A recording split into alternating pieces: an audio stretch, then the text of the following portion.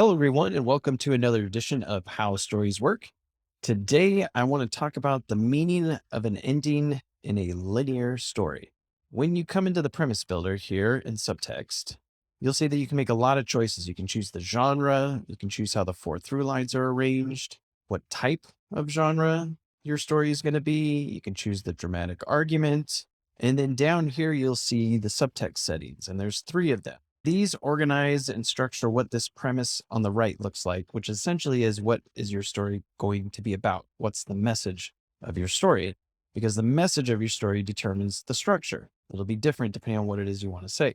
Today, I want to skip over this first one. We're going to just stick with linear endings. In another video, I'll go over holistic endings. For the purposes of this video, we'll skip over the second one. And we'll just focus here on these four endings. In a complete story, when you're making an argument, there are two story dynamics that determine the meaning of your story, what it is you're trying to get across. The first one is the outcome of the story, and the second one is the judgment.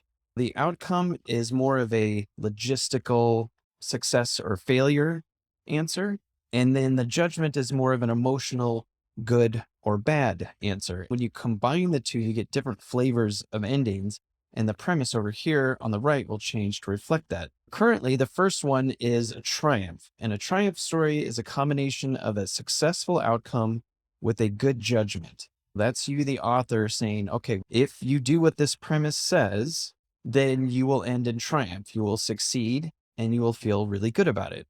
And that's what you can see here in the premise. Abandon running away from someone, and you can get someone's approval. Or let's say restore what was lost. So abandon running away from someone, and you can restore what was lost. Very triumphant. It's almost like Mad Max Fury Road. What happens if you change that to a failure good story? You get a story that argues an approach that is a little more virtuous than just an all-out triumph. Virtuous are those who transform by running away from someone. So this is the same exact story form as the last one, only this time it's ending in failure instead of success. So instead of achieving something, it means things are going to have to change. So this would be a failure good. And you're going to fail in the big picture, but it'll be better for you personally. A film like Rain Man has that, or The Devil Wears Prada.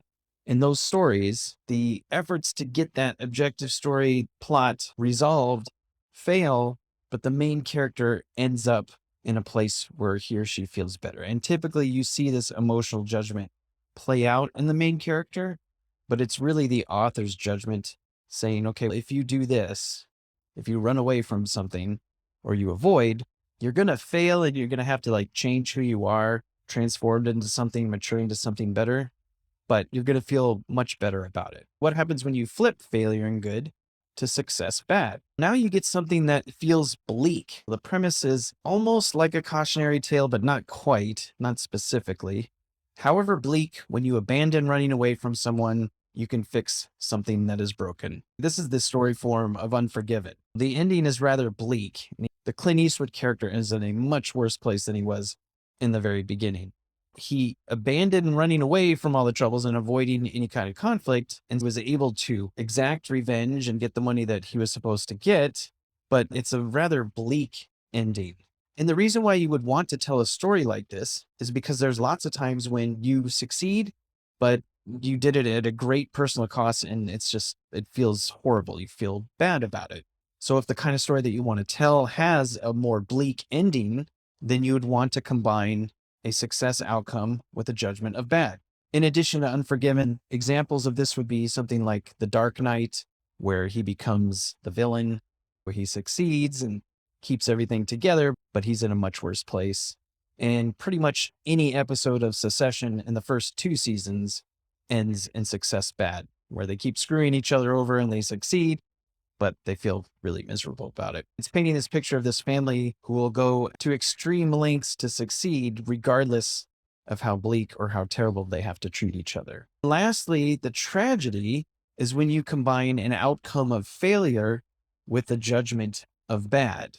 And you'll see over here on the premise, everyone suffers the tragic consequences of not becoming a grandmother, but evolving into something when you run away. In contrast to the virtuous one, which ended in failure but was good, and you have this feeling of virtue, The tragedy is when everyone has to suffer those tragic consequences of evolving into something when they run away from someone. Overall, it's a very tragic ending because not only did everything fail, but it was a bad thing that the main character actually went through and did this. Something like Seven, Platoon is another one. Actually, let's look and see. I have them here.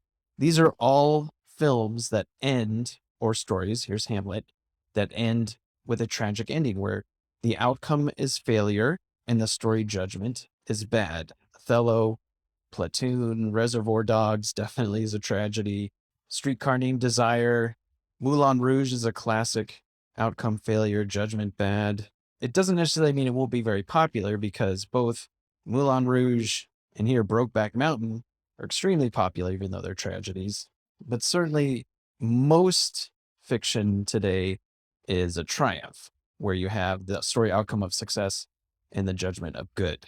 So we have Four Weddings and a Funeral, The Fugitive. You can see I have to scroll through a lot of these to get to the very bottom, which would be all the newer ones. Moonstruck, The Kingsman, Secret Service, Princess Bride, E.T., Moonlight, Whiplash, Nightcrawler. All of these are triumphs. And then the two middle ones are the failure good. So these are all the stories of virtue. A Doll's House is a very virtuous play. Rain Man, I mentioned. To Kill a Mockingbird is another one.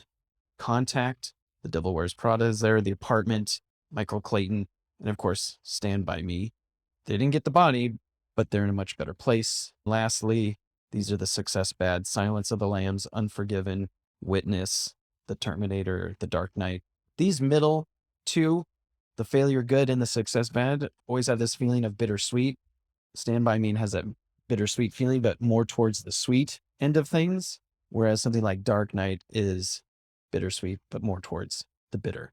So when you go to create your story, it's really important not only to know what happens in the end, but what that actually means to you and whether or not you're arguing that whatever kind of change went on was something that was triumphant, or maybe something that was really tragic, or maybe something in between where it's a story where you're arguing for a more virtuous approach, or perhaps you're arguing that your efforts to succeed can turn out to be quite bleak when it comes to your personal circumstances. So that's it for how these stories work. If you have any questions, let me know. Otherwise, I will see you tomorrow.